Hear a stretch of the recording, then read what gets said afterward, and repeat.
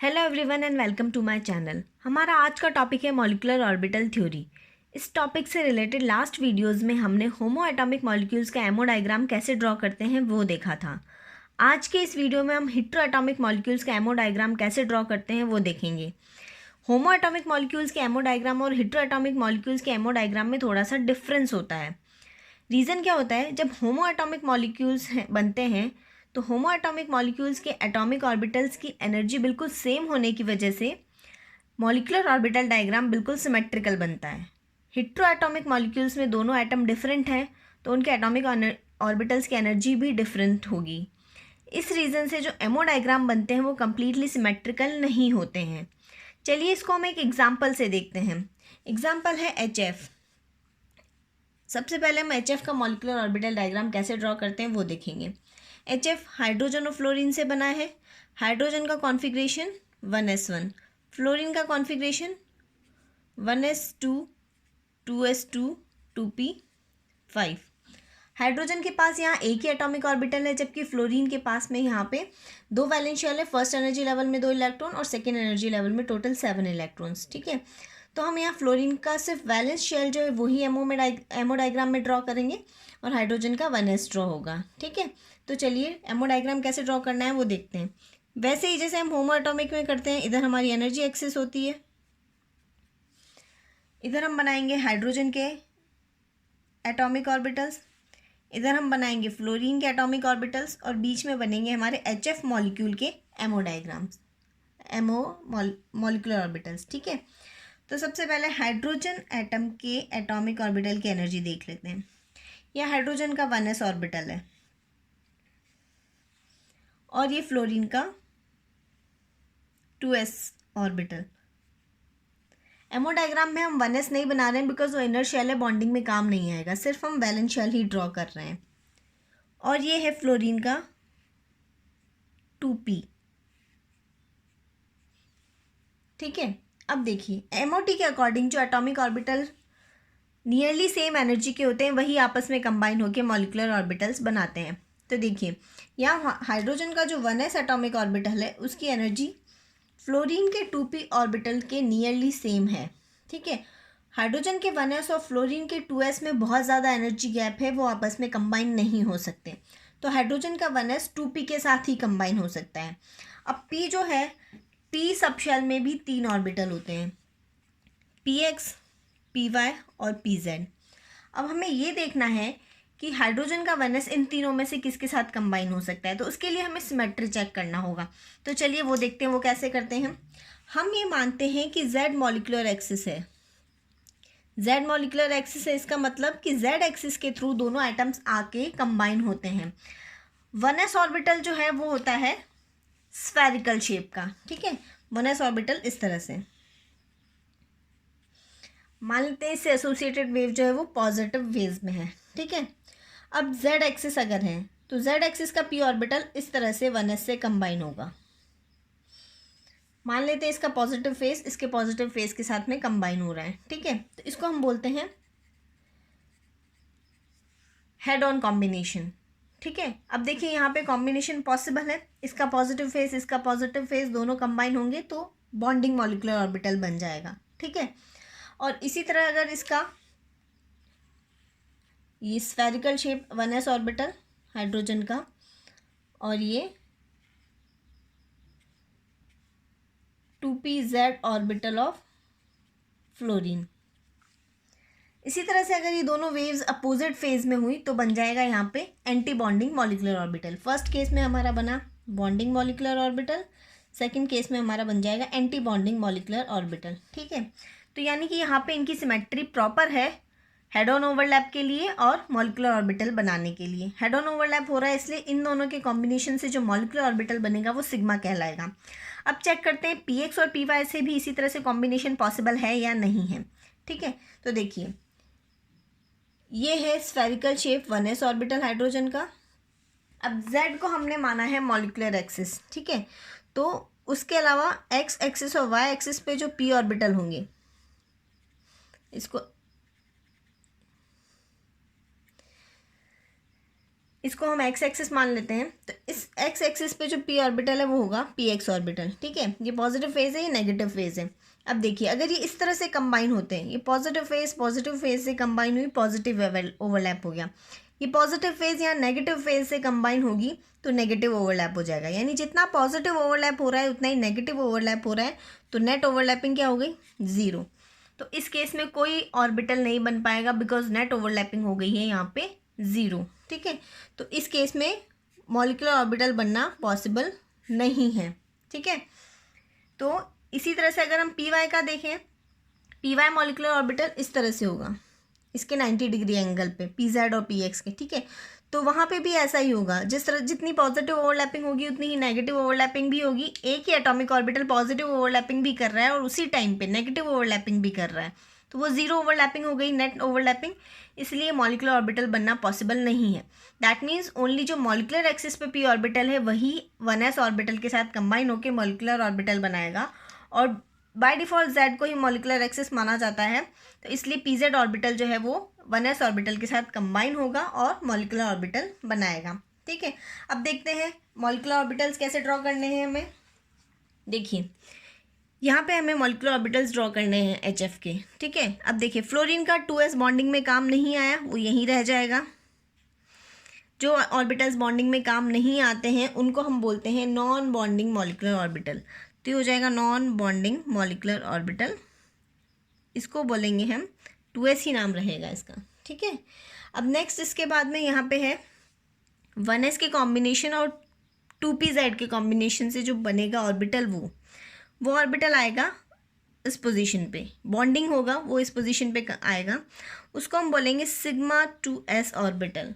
Because उसकी energy जो है इन दोनों से कम है इसलिए वो बॉन्डिंग है, सॉरी सिग्मा sp ऑर्बिटल, इसको हम बोलेंगे सिग्मा sp ऑर्बिटल, ठीक है। ये हो गया सिग्मा sp ऑर्बिटल। ये बॉन्डिंग बना, इसी तरह से एंटी बॉन्डिंग भी बनेगा, वो यहाँ आएगा, ये हो जाएगा sigma sp anti bonding orbital, ठीक है।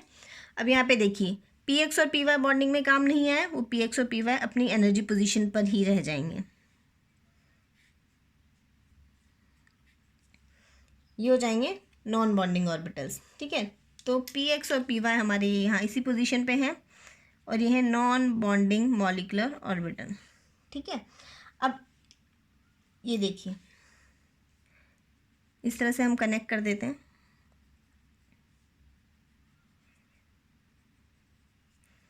ये बॉन्डिंग ऑर्बिटल है, एंटी बॉन्डिंग ऑर्बिटल है, और ये दोनों नॉन बॉन्डिंग ऑर्बिटल्स हैं, ठीक है। अब इलेक्ट्रॉन्स फिल करने हैं हमको। तो देखिए 1s में 1 इलेक्ट्रॉन था, 2s में 2 इलेक्ट्रॉन थे और 2p में टोटल 5 इलेक्ट्रॉन्स थे, ठीक है। अब ये 2 इलेक्ट्रॉन नॉन बॉन्डिंग में ही रह जाएंगे, यहाँ पे भी नॉन बॉन्डिंग के इलेक्ट्रॉन्स नॉन बॉन्डिंग में ही रह जाएंगे, बॉन्डिंग के इलेक्ट्रॉन्स ही काम आएंगे, ठीक है। तो यहाँ पे देखिए pz और 1s में बॉन्डिंग हुई, तो टोटल 2 इलेक्ट्रॉन है हमको जो बॉन्डिंग और एंटी बॉन्डिंग में फिल करने हैं। तो यहाँ पे एक ऑर्बिटल में 2 इलेक्ट्रॉन आते हैं, तो दोनों इलेक्ट्रॉन को हमने यहाँ फिल कर दिया, एंटी बॉन्डिंग इसका वेकेंट रह गया, ठीक है। अब अगर हमें HF का इलेक्ट्रॉनिक कॉन्फ़िगरेशन लिखना हो तो HF का इलेक्ट्रॉनिक कॉन्फ़िगरेशन क्या होगा? HF का electronic configuration according to MOD हो जाएगा, ये लिखा है कि क्या, that means first energy level. हमने फ्लोरीन का first energy level MO diagram में नहीं ड्रॉ किया है, चाहे तो आप 1s2 भी लिख सकते हैं, ठीक है। उसके बाद में देखिए 2s में 2 इलेक्ट्रॉन्स हैं, उसके बाद में आया सिग्मा sp ऑर्बिटल, इसमें 2 इलेक्ट्रॉन्स हैं, फिर आया हमारा px ऑर्बिटल और py ऑर्बिटल, दोनों में 2-2 इलेक्ट्रॉन है, और लास्ट में हमारा सिग्मा sp एंटी बॉन्डिंग वो वेकेंट है, तो वो इलेक्ट्रॉनिक कॉन्फ़िगरेशन में आपको लिखना ही नहीं है। अब इसके बाद में इसका बॉन्ड ऑर्डर निकालते हैं। तो देखिए बॉन्ड ऑर्डर का फॉर्मूला वही, non bonding electrons minus anti bonding electrons divided by 2, ठीक है। इसमें आपको नॉन बॉन्डिंग काउंट नहीं करने, सिर्फ बॉन्डिंग और एंटी बॉन्डिंग ही काउंट करने। तो बॉन्डिंग ऑर्बिटल्स के इलेक्ट्रॉन देखिए, ये बॉन्डिंग ऑर्बिटल था, इसके 2 इलेक्ट्रॉन, एंटी बॉन्डिंग में कोई इलेक्ट्रॉन नहीं है, 0, तो बॉन्ड ऑर्डर आया 1, यानी HF का बॉन्ड ऑर्डर है 1, ठीक है। तो ये बना हमारा HF का डायग्राम, ओके। अब देखिए यहाँ पे क्या हुआ, 1s और 2p की एनर्जी जो है वो नियरली सेम, एग्जैक्टली सेम नहीं है, ठीक है। और जो डायग्राम बनाइए हमारा, ये कम्प्लीटली सिमेट्रिकल नहीं है, ये अनसिमेट्रिकल होता है। और जो बॉन्डिंग ऑर्बिटल्स होते हैं वो more electronegative, fluorine more electronegative है, वो मोर इलेक्ट्रोनेगेटिव एलिमेंट के ज़्यादा क्लोज होते हैं, और जो एंटी बॉन्डिंग होते हैं वो लेस इलेक्ट्रोनेगेटिव एलिमेंट के ज़्यादा क्लोज होते हैं। ठीक है, नेक्स्ट अब हम देखेंगे NO का molecular orbital diagram, nitric oxide. ठीक है, अब यहाँ पे नाइट्रोजन और ऑक्सीजन से मिलके बना है मॉलिक्यूल। नाइट्रोजन का कॉन्फ़िगरेशन 1s2 2s2 2p3, और ऑक्सीजन का कॉन्फ़िगरेशन 1s2 2s2 2p4। ठीक है, यहाँ पे भी हम इनर शेल ऑर्बिटल्स नहीं ड्रॉ करेंगे, बिकॉज इनर शेल जो है वो बॉन्डिंग में काम नहीं आता, सिर्फ वैलेंस शेल का ही MO डायग्राम ड्रॉ करेंगे। सबसे पहले भाई इधर एनर्जी एक्सेस बनाएंगे। ठीक है ना, अब नाइट्रोजन और ऑक्सीजन के एटॉमिक ऑर्बिटल्स बनाएंगे। ये नाइट्रोजन इधर हो गया, ये ऑक्सीजन इधर हो गया। ठीक है, ये है ऑक्सीजन का 2s एटॉमिक ऑर्बिटल, ये है नाइट्रोजन का 2s एटॉमिक ऑर्बिटल। ठीक है, यहाँ है ऑक्सीजन का 2p एटॉमिक ऑर्बिटल, और यहाँ है नाइट्रोजन का 2p एटॉमिक ऑर्बिटल।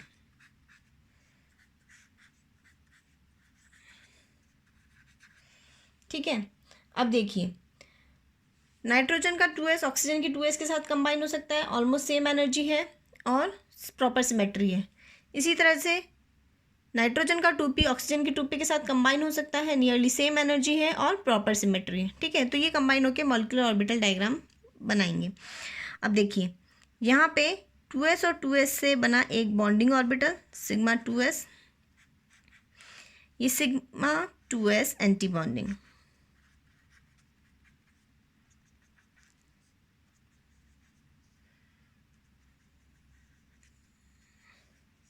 इसी तरह से यहाँ पे 2p के कॉम्बिनेशन से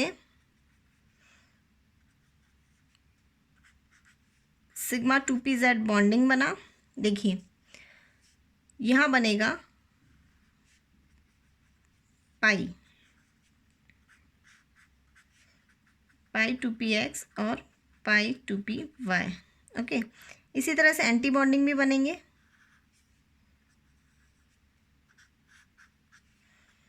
पाई 2px anti bonding and pi 2py anti bonding.